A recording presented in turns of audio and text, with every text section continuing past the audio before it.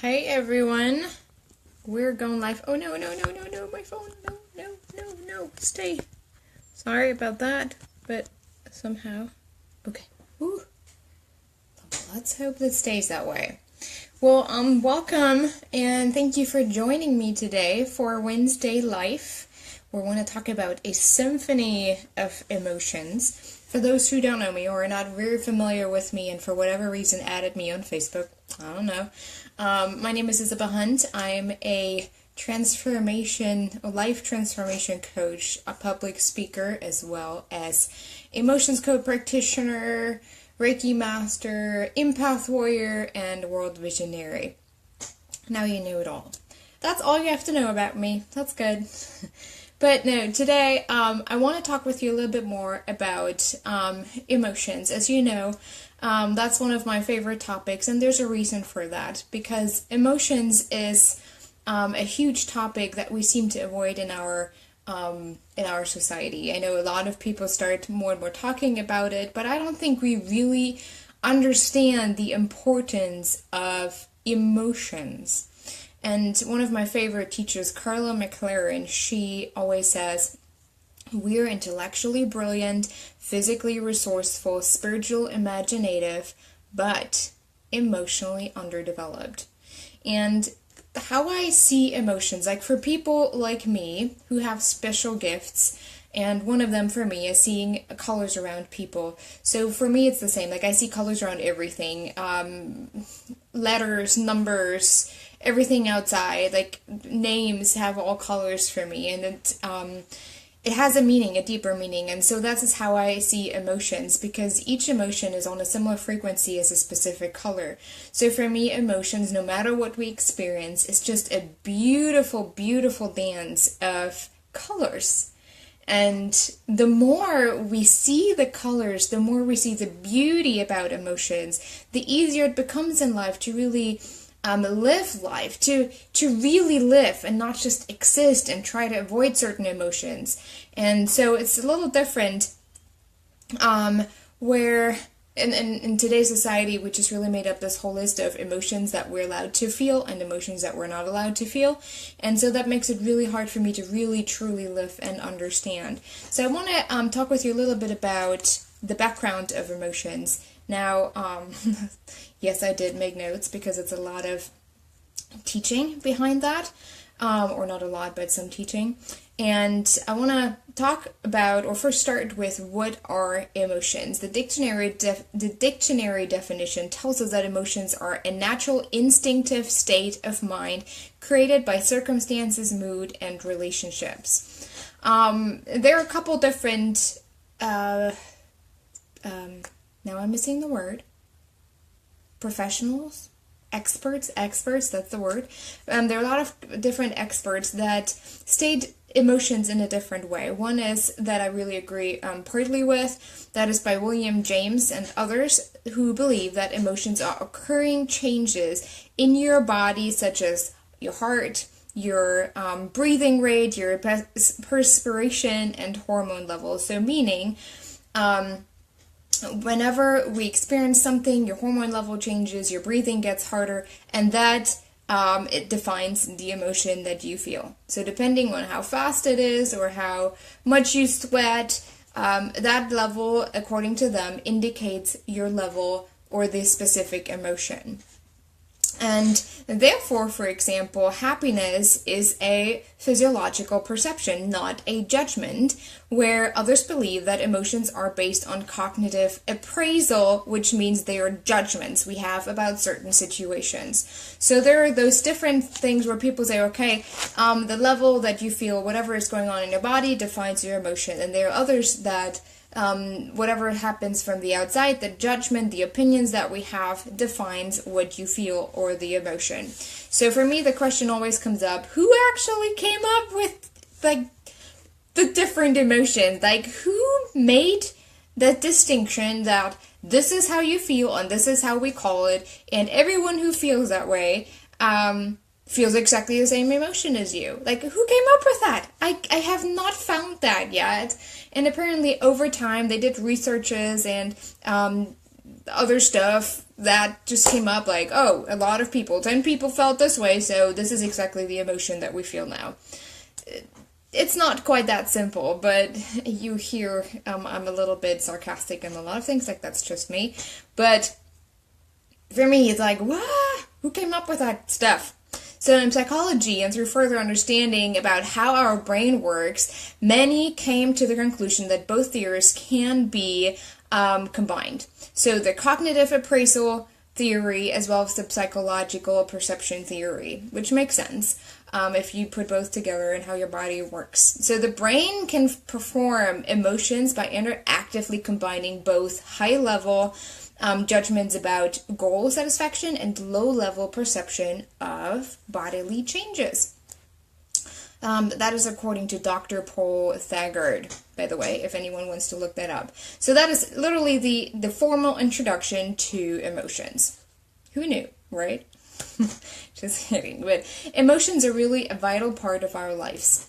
If there wouldn't be any emotions, we wouldn't be living. Like, there would not be anything. We would literally be robots and zombies. There would be nothing that we could react to, nothing we feel, nothing we enjoy. Like, none of that would be present if emotions wouldn't be a vital part of our life. And this is why I'm so passionate about it. With anyone I work with, that's where we start. What is your emotional foundation in regards to life? And where do you get stuck exactly with that? And so even though emotions are important for us to experience life, we created a deep conflict about how we are supposed to feel emotions, what emotions are accepted, which ones we should avoid, which ones we should ignore, like all those different things that we made up as a society, that we compartmentalized, we put it into boxes, and we just all have to live according to it, which I think takes away from that beautiful, colorful dance that I described to you earlier. It just takes away the beauty of the dance. And so our emotions, and actually feeling all of them, helps us to feel and to empathize with each other. That is why emotions are there, for us to empathize with others as well as with ourselves, to understand each other better, to communicate better, and on a much, much deeper level. So it is what literally makes us brilliant. Brilliant. Emotions is what makes us brilliant as human beings, who understand, in that sense, that we're all connected. So now, to understand emotions better, we have to talk about our conscious and our subconscious mind a little bit more. And I really believe if you listen to that and watch this, this can make a huge difference just for you to have this understanding. What's going on in your body? You can acknowledge some of the emotions that you experience, as well as switching and making choices and decisions. So part of your conscious mind is thinking, moving, seeing, hearing, tasting, making decisions, and smelling, which are all conscious and take us only 10% of our brain. 10%, people, 10% is what we actually see on the outside. The rest of the 90% of our brain is all subconscious. And some scientists even say that your subconscious mind occupies about 95%. So your subconscious mind is driven by your emotions, and that makes 95% of your brain. So that is why it's even more important to really work on our emotions and understand emotions a little bit better. Your subconscious mind is responsible for every function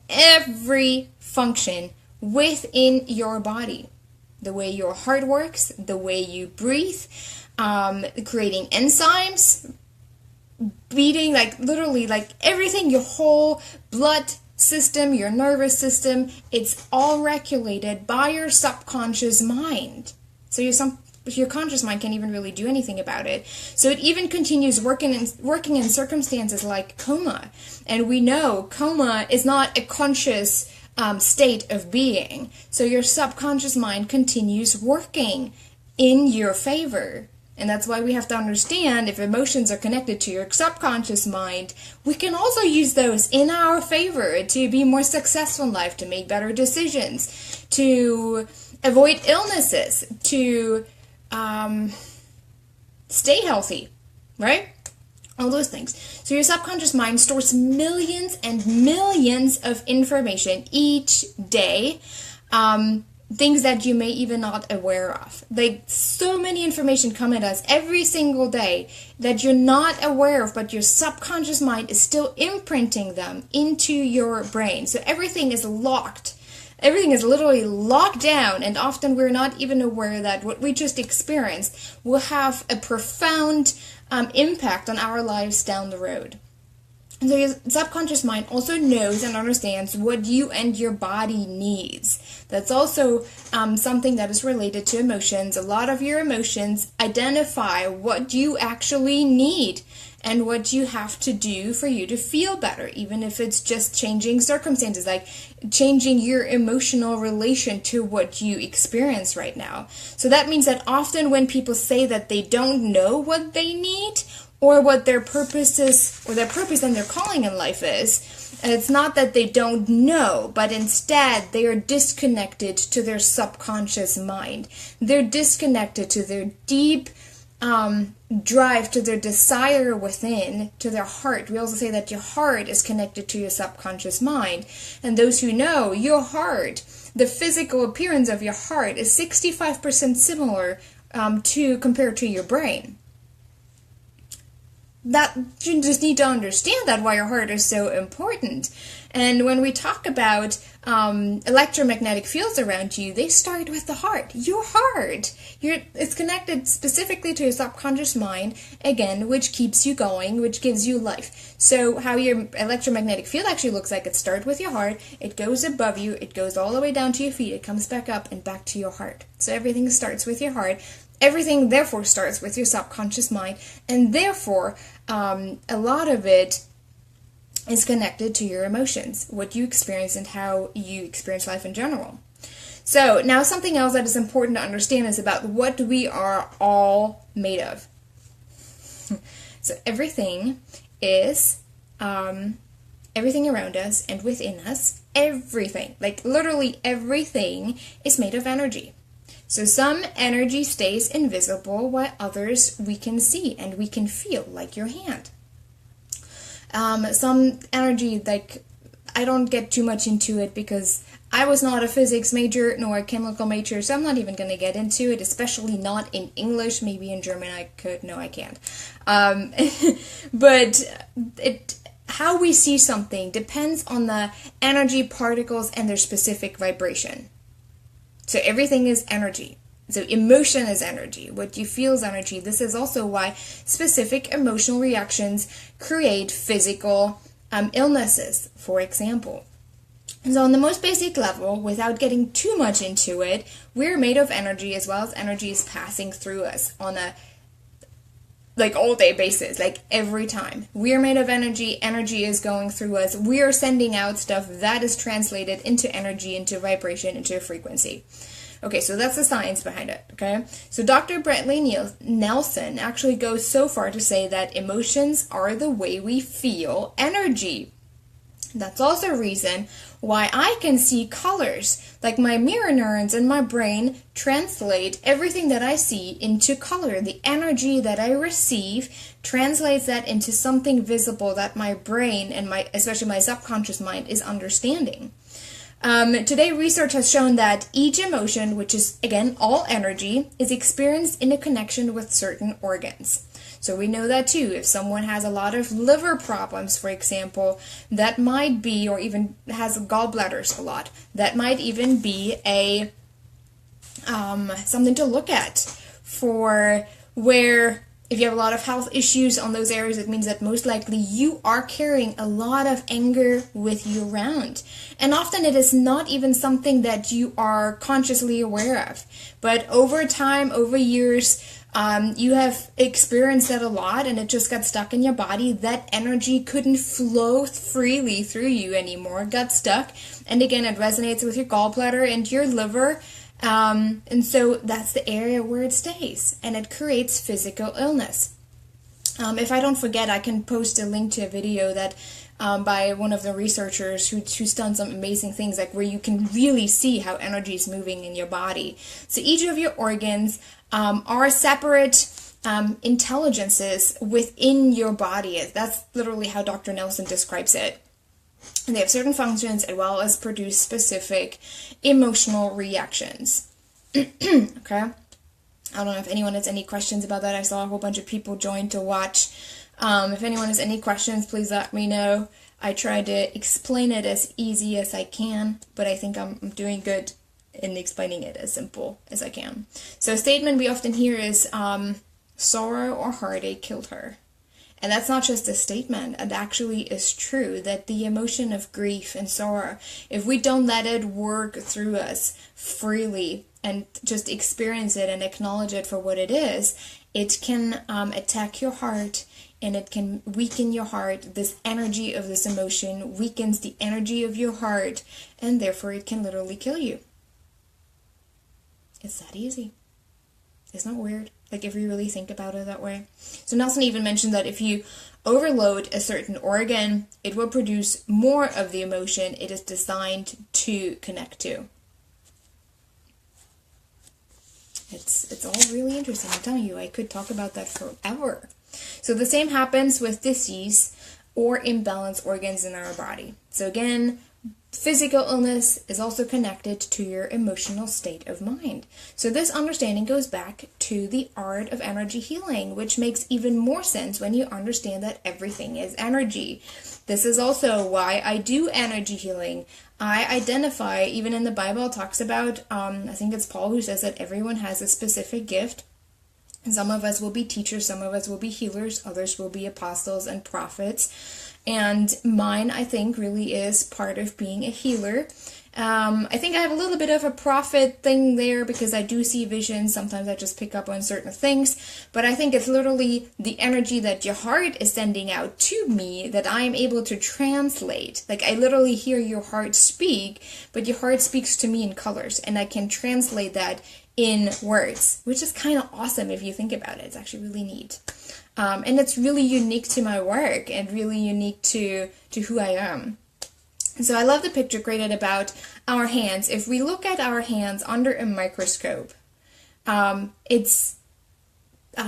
you look at the surface, you see the skin, right? You see the skin of your hand, and magnified, and it looks totally different. If you go really, really close to it, it looks totally different to us. And at some point, you see molecules, and then atoms, and magnifying it even more, you see subatomic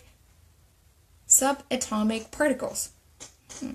So that helps you understand that everything is moving, even your hand, just in different densities. And so now atoms are 99.9% empty space. So therefore your hand is actually too. So if we would shrink all of it, if we would take out the empty space, your hand would be tiny, tiny, tiny. It's kind of funny to think about that. It's really hard for me to think about it, but it's true. So thoughts are also energy, and it works similar as what I just described with your hand, with knowing that your thoughts don't know boundaries, and we are not confined to certain locations. Like, thoughts, again, do not know boundaries, and they are not defined to any specific location. That, again, underlines that we are all connected. That means what you think and the energy that it produces influences whoever is in your immediate space as well as people that are further away. And we know today that, especially in your immediate space, people that are about 25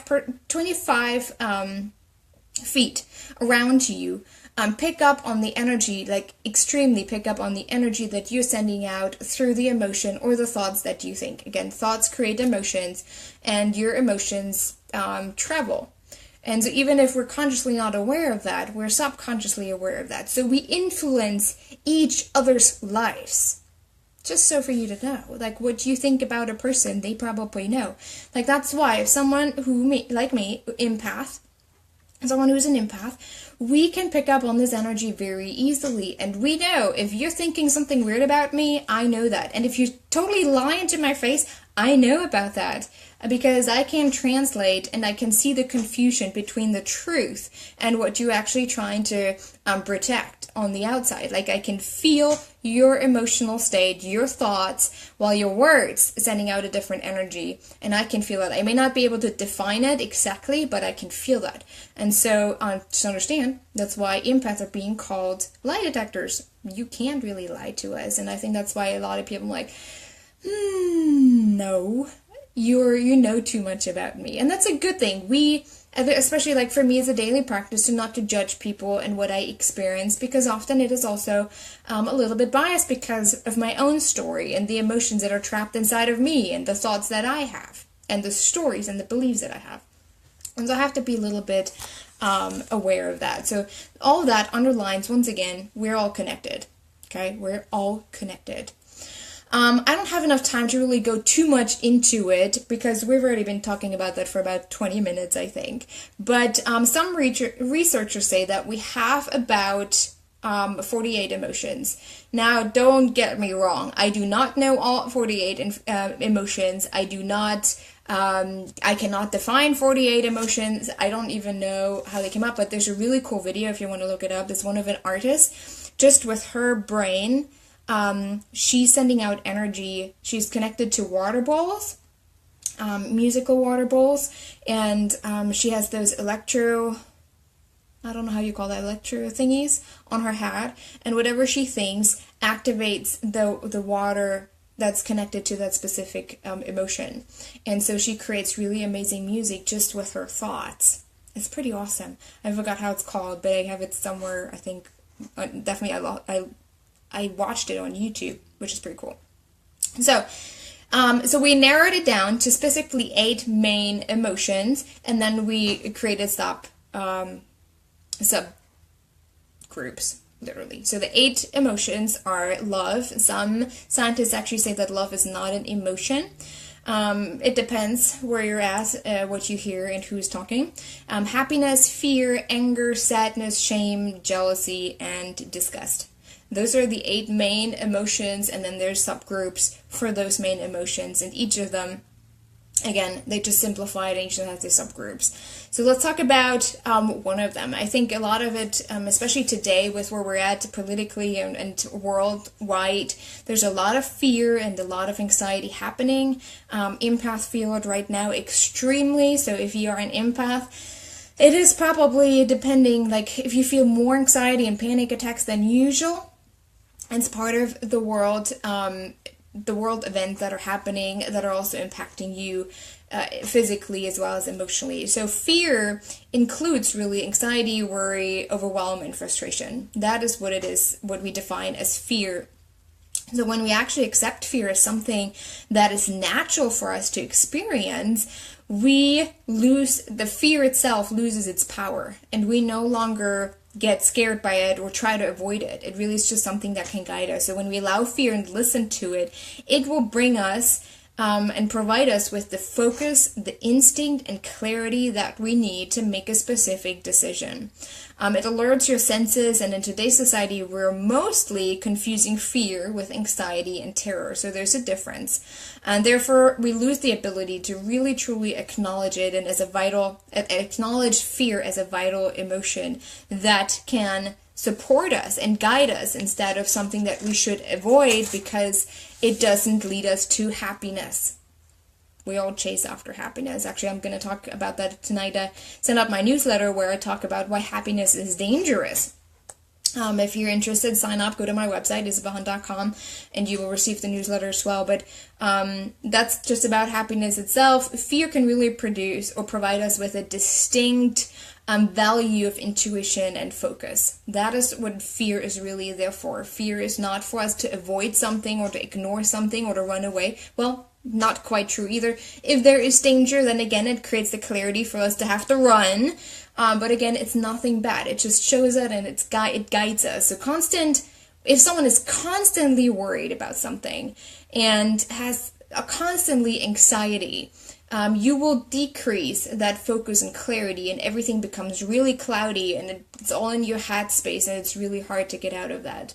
Hi, Katsuan. Hi. Good to see you. I haven't seen you in I don't know how long. 8 years, 9 years, I think. So literally what we need to know about emotions and the symphony of emotions is that emotions are simply emotions.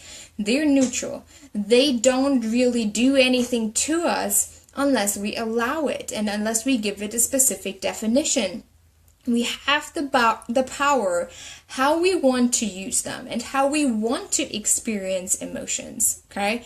When we get to that point where we just acknowledge all the emotions that we have, again, when we create that beautiful, colorful dance of emotions and just really being with it and not just acting on it. Like when we're angry, you don't have to punch your neighbor. You just have to acknowledge, oh, I'm angry. Where is it coming from? Anger usually indicates a lack of boundaries. Who stepped over your boundaries? Where you're not respecting your own boundaries. Like this is, for example, just little something about anger. But the beautiful, beautiful dance, the colorful dance of emotions, it really is a dance, a symphony. If you listen to emotions on a musical level, again, everything has a specific frequency. Each emotion equals a frequency that also identifies as a color as well as a musical tone. So you can see it as a beautiful dance of colors as well as a symphony. Or you hear the symphony playing and the colors are dancing to it. Like this is literally the picture that I have in mind when I talk about emotions.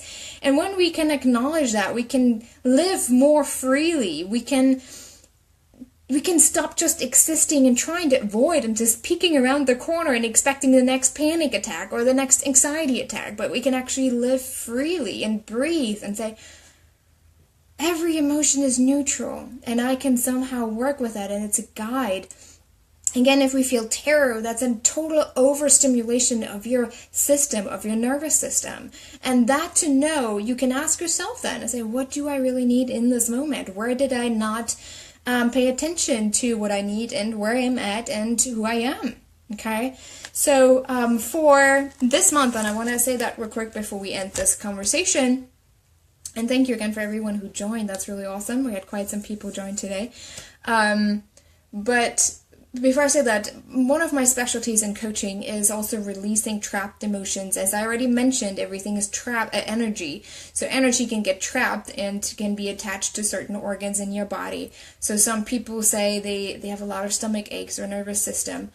Even anxiety is connected to a trapped emotion in a lot of cases, as well as depression. There are a lot of researchers out there, and if you want to look it up more, you can look up Dr. Brett Lee Nelson. He's really leading in this area of trapped emotions. So I can use, or I release trapped emotions by using the emotions code practices, as well as my intuition and the gift of seeing colors. So it's really a unique combination of all of that, where I help people to identify the trapped emotion that, for example, is connected to anxiety or depression, and we can release that. Often, for some people, it doesn't take much to release that and to really get rid of it. Some people, we have to remove a heart wall, and it takes a little bit more work depending on how much you've taken on over the years. But all of that can be removed and healed in a lot of cases. So with that said, until August 15th, my goal is to have 20 of those sessions, emotional release sessions. I have some time over the summer because I'm just working on some online stuff, and I have to create some classes for an academy and stuff like that. So, but I have some time to do those release sessions, and so until August 15th, my goal is 20 sessions. I already had 10 people send me messages last night, so again, there's a lot of interest, and people want to try it out. There's also money back guarantees. So if it doesn't work with you, I know that usually real quickly, if you're just totally shutting down and you actually don't even want to do the work, then there's no reason for me to continue the session, and you get your money back. Because I don't force you to feel and live freely. If you make that choice for yourself, then that's not on me. But August 15th, you can go to my website, isabelhunt.com/single-sessions. isabelhunt.com/single-sessions. I think that's what it is. If not, go just to isabelhunt.com under services. and you can sign up for one of those sessions after August 15th. The price of the sessions will go up, so if you're interested in just trying it out, please do so. If you have any questions, let me know. You know how to reach me, or you can even join our Facebook group, World Visionaries United. Either way, I am here, and I love to answer questions. I love to start discussions about it, and I think it's great information. It's life-changing. I'm telling you it is. It changed my life in so many ways, and also clients that I've worked with over the last couple months. With that said, I think I talked enough. I think it was about 30 minutes. Thank you everyone for joining and for following and saying hi and sending a lot of love. I saw the hearts and the likes, so thank you for that. I will be back next week for Wednesday Life. If you want to have additional live sessions, actually my group, World Visionaries United, which is specifically for empath or empath warriors, if you identify with that, we have Your Soul Speaks Tuesdays, where I also do Facebook Lives about specific topics. If you want to join, go ahead. We would love to have you. And now I'm enjoying the 90-degree hot, humid weather. I really am not for humidity. We need some cool down here. It's hot, but it's summer, so I'll take it. And I just hope you're going to have an amazing rest of your week, and I will talk to you again soon. Bye.